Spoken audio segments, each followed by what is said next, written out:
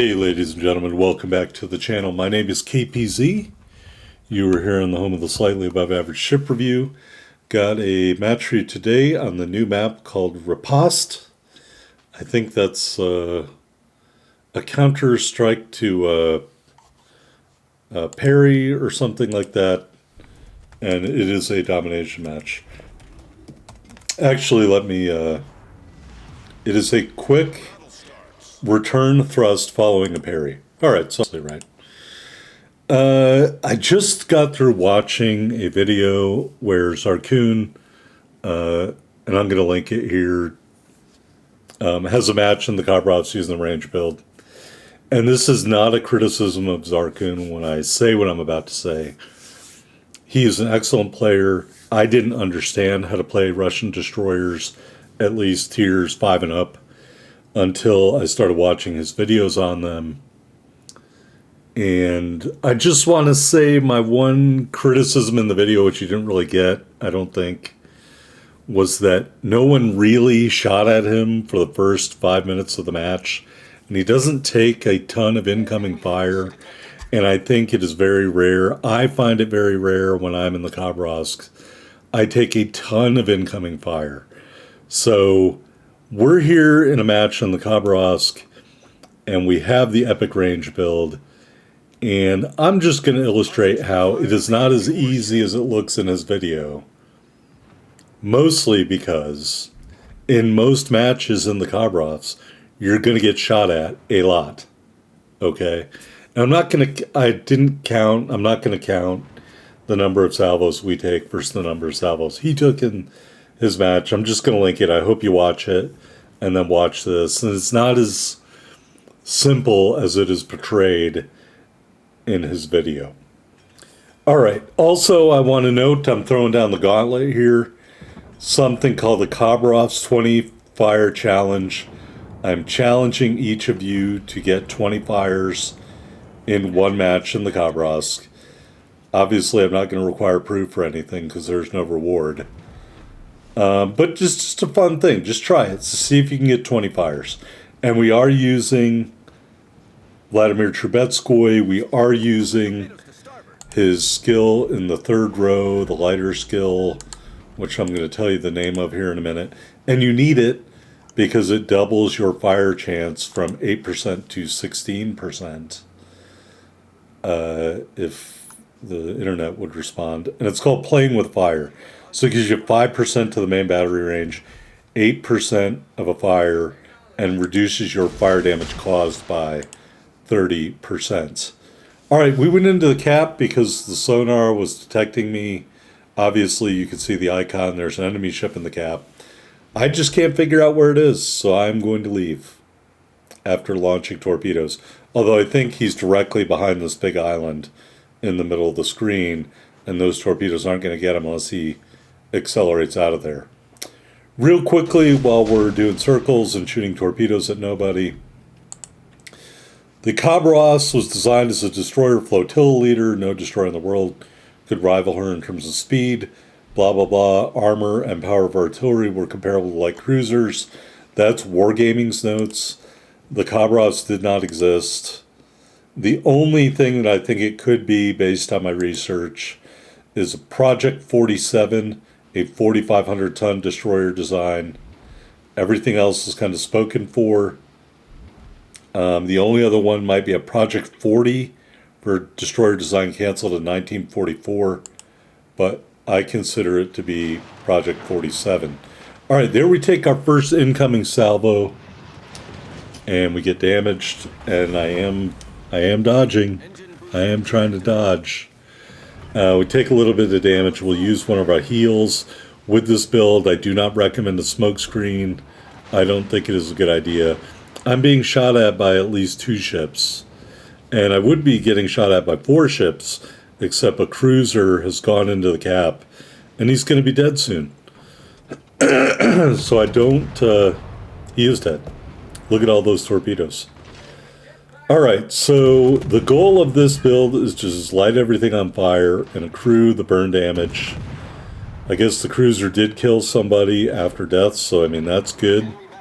We're alternating between a Des Moines and a Kronstadt. Kronstadt just looks like he took a ton of damage. We got fires going, and we are dodging incoming fire from the Des Moines. You know, and I mentioned, hey, nobody really shot at you. He's like, well, that's the point. People are supposed to shoot at you. And you just dodge the incoming shells. It's not that easy. I am dodging. And, you know, with this build, we have Philip Vine as one of our inspirations. So that increases the incoming fire dispersion. I am lucky enough to have him fully ranked up. It's only 4%. I think it matters. Obviously, you want to engage these ships at the maximum of your gun range.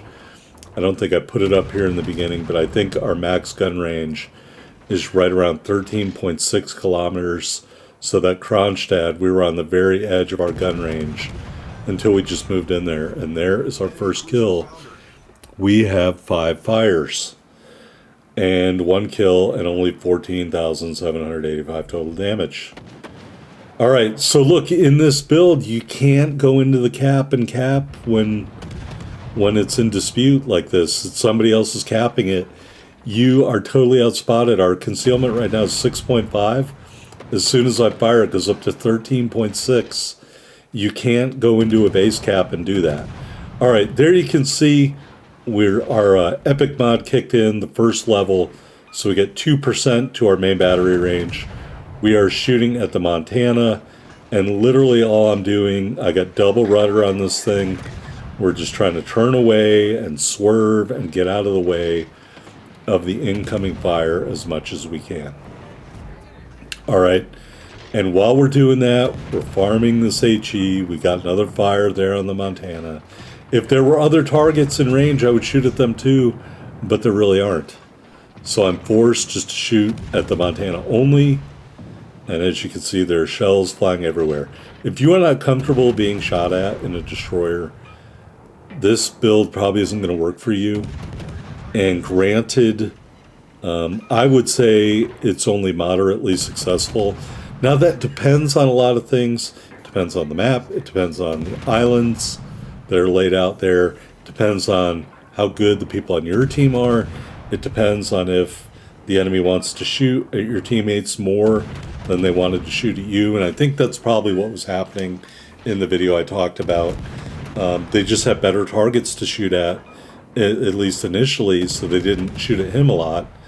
And unfortunately, I think I've made these people very angry by setting them on fire. And so as a result of that, later on you'll see that they start shooting at me like crazy. Although right now I would say, yeah, I'm getting pretty lucky. I haven't taken a lot of incoming damage in a while. And, you know, looking up at the scoreboard, our teams are tied. We've managed to kill off all the enemy's team's destroyers. So that's a good thing. Here, this Montana's going broadside. As you can see, we're still putting in a lot of shells. You know, you could run this build with either of the free commanders, either Gurin or Trubetskoy. I actually like Gurin a little bit better in this destroyer than Trubetskoy. I use glass cannon in row 3. But that being said, you get your best fire chance out of Trubetskoy as we take a little more damage off screen. And so if you're trying to do this 20 fire challenge, then yeah, you want to use Trubetskoy and you want to use that skill I talked about in row 3. So we've been getting shot at by the Marlboro. We haven't really been shot at by the Montana. Here, unfortunately, I've put myself into the sideline, and so I've got to turn away here in order to maintain a little bit of distance here. But this Marlboro is all over me, so we're trying to swerve and dip and dodge and try to mitigate some of the incoming fire. And I think we're lucky right now the Montana isn't still shooting at me. And so we do set a fire on the Marlboro and just continue to lay it in. There you can see we're up to 4 procs of the legendary range. So each of those is 2%. So if we got one more, it would be up to 10% total. So I think that's pretty valuable, and I think I'm going to keep that on the ship. As more incoming fire. Can we dodge all this? Yes. No. No, we can't. And you know, you're far away to maybe this Doesn't really make a difference, although we damage conned it. It was going to fix itself anyway, as this guy grounds himself into the barrier here and uses it to turn himself around. I want to say the other battleship, the Montana, died. I don't know how he died. We're taking fire on somebody else. We're up to 15 fires.